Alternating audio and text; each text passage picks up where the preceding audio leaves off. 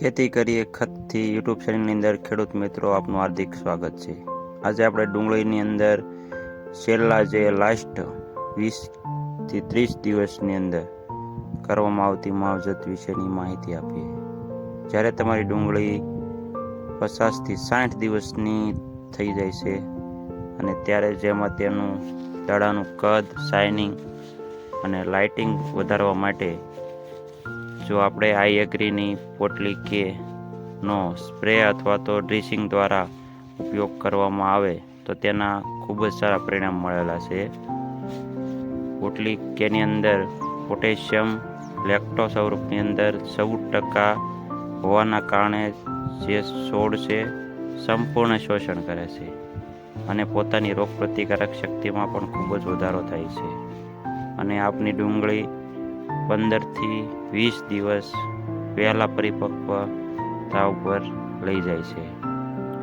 તેમજ દડાની સાઇઝ અને વજનની અંદર ખૂબ જ મોટો ફાયદો થાય છે।